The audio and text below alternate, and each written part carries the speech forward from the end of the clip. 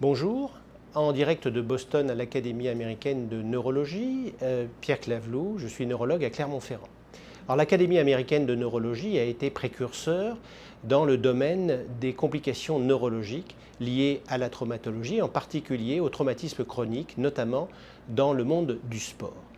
Alors certes, cette année, il y a peut-être un peu moins de présentations originales par rapport aux années précédentes, mais c'est à chaque fois extrêmement riche dans la prise en charge de nos patients et essentiellement des adolescents. À ce titre, un travail qui a été fait sur 10 années à l'issue de la loi Lichtenstein qui a été prononcée à New York a montré que beaucoup plus d'adolescents qu'auparavant consultaient aux urgences à l'issue d'un traumatisme lors d'une activité sportive. Malheureusement, ces adolescents avaient peut-être un peu moins d'investigation, comme si les neurologues et les urgentistes, plus particulièrement, étaient plus confortables vis-à-vis de cette pathologie, alors qu'il faut au contraire être très attentif. À ce titre, il est intéressant de noter que quelques marqueurs biologiques ont vu le jour. La CRP très sensible aujourd'hui et d'autres ont démontré, en particulier dans le monde du rugby en France, la protéine S100 qui est une alarmine largement détaillée dans le monde pédiatrique mais qui est aussi utilisée maintenant dans le monde du rugby. L'objectif est évidemment de convaincre les présidents de clubs, les entraîneurs, que ces éléments sont inquiétants et que des marqueurs biologiques peuvent être utiles pour permettre d'organiser la reprise progressive des joueurs vers les matchs dans le cadre de pathologies où la traumatologie chronique est fréquente. Alors ici, le football américain, au Canada, le hockey et dans notre pays, le rugby.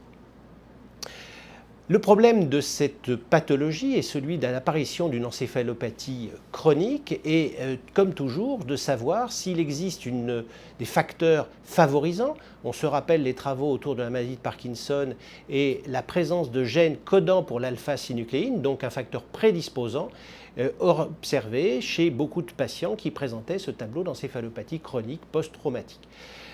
À l'Académie américaine de neurologie, 110 footballeurs américains décédés ont donné leur cerveau et ont pu être autopsiés. À ce titre, il présentait des inclusions taux de façon diffuse et qu'il existait une relation très étroite entre l'importance de ces marqueurs taux et la durée d'exposition, c'est-à-dire le nombre d'années de football effectué.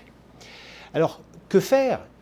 C'est probablement bien évidemment difficile, surtout les arrêter. Est-ce qu'il ne faut pas ou plus les stimuler, notamment sur le plan cognitif? Quelques travaux s'intéressent à des marqueurs animaux et notamment des marqueurs murins qui ont été exposés à des traumatismes répétés et qui ont pour certains été confrontés à un environnement très stimulant sur le plan cognitif et ont montré une récupération plus rapide. C'est un élément tout à fait intéressant qu'il conviendra bien évidemment de confirmer. À ce titre, il est aussi tout à fait intéressant de montrer qu'il existe une relation entre le nombre d'impacts et des lésions. Un travail qui a été mené chez les hockeyeurs au Canada et notamment chez les adolescents, mais aussi dans le monde du football américain, ont montré que le nombre d'impacts était directement lié à des lésions de la substance blanche.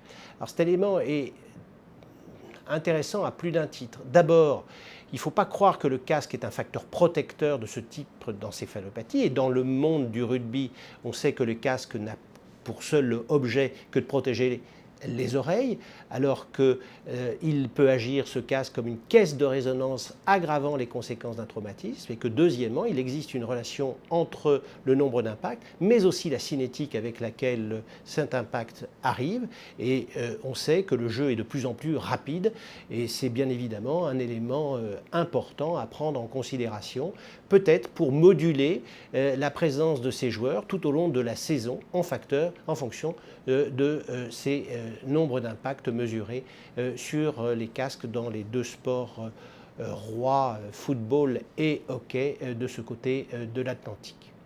Merci.